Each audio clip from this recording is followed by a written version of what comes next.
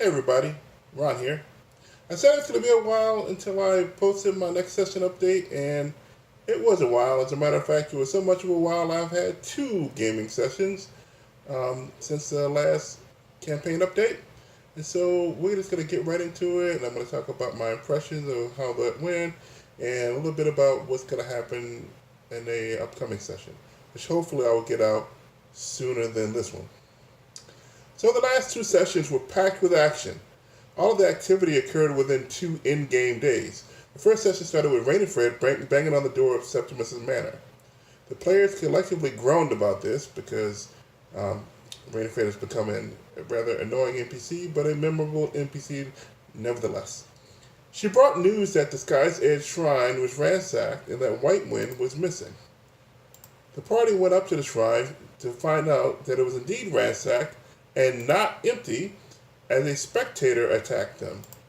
It wasn't a hard fight as it was alone. They investigated the place and found out that in the observatory, which was upstairs, that there was a rune-protected dais.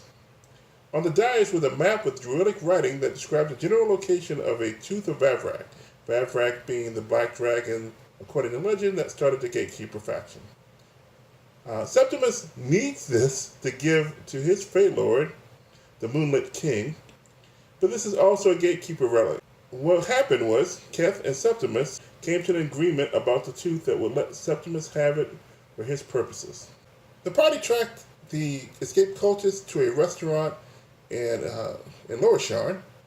Septimus bribed his way through the back and down into the cellar, which led to a dungeon below ground.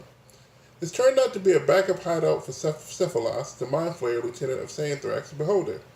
The party explored a little bit, fought some Dolgrims and Dolgons, and we ended the session there. And we picked up the following week where we left off. The session was about as normal length, but this description of the session will be short. They explored some more, fought some more aberrations, and finally discovered Cephalos. He taunted them as they arrived, and I really enjoyed role-playing that. But really, the fight did not turn out as challenging as I had planned. They wiped the floor with the Dolgons, and what they did with Cephalos was really, quite frankly, embarrassing. The joint noticed the waterfall in the southeast corner of the room where Cephalos was. He turned into an octopus, grabbed Cephalos, and basically held him in a vice grip until everyone else could beat him up. The players really had a blast beating him up, and that was basically it.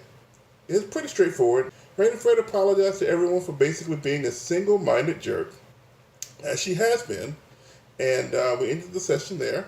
Now, to be honest, I'm not sure what the party's going to do next week. Maybe they'll go after the Tooth of Vavrak. Maybe they'll try to track down Santhrax. Perhaps this is the time to bring the Bladists back into the fray and advance the plot. And what is their plot? Well, I have a plot planned now, and it's progressing, and I think it's about time to communicate the progress and see how the party reacts. I don't know, but it should be fun. But I need to leave some time for them to breathe and pursue their own personal goals. So that's what I'm going to do this upcoming session, this Sunday.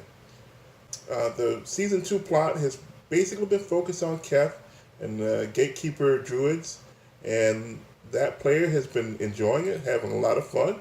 The other players have been having fun too, but this is really his highlight season. Like Season 1 was the highlight season for Septimus. And if things go well, Season 3 will be the highlight season for Marv, and a little bit of Septimus too, because they both have ties to the ultimate big bad, the Lord of Blades. But I haven't given them a lot of downtime, and downtime is where a lot of the fun happens. It's where the players can have the opportunity to advance their goals. And if I don't give them that downtime, it's really hard for them to advance their goals. And quite frankly, come up with some stuff that's really interesting and personal to the different characters. You know, Marv's character has lost its memory. Marv has had some clues as to its owner. I really want to pay that off soon and try to get that subplot completely resolved, because the Lord of Blades plot has some subplots to it with her, with Marv, and with one of the Lord of Blades lieutenants that I've been playing, Crisscross, and I would like to get back to that a little bit more. But this other subplot is important because this player decided that they would play a character with memory loss, and seeing that develop has been fun. And also, I've been able to tie another NPC into this whole thing because Marv has had a previous relationship with the Lassus Brummel, the assassin with the composite arm, which I had fun throwing at Septimus. And speaking of Septimus, that guy, that player, has some plans to take over Sharn. And I don't know how far he's going to get with the subplot of taking over Sharn. I'm a little interested in how that's going to turn out. I have a couple of ideas on how to get that player connected with some power players in the city. Once again, this was a subplot that came about from some, quite frankly, throwaway details in a dungeon that I repurposed for this game. And I just read the information. I'm like, okay, the information didn't really mean anything to me, but it was this nice set dressing. And the player took that detail and came up with something that was far greater than I would have come up with. And now we're going to see how that plays out, I think. So that should be fun. And one of the things that I am concerned about is the spotlight time and going back and forth between the subplots. And we'll see how that goes.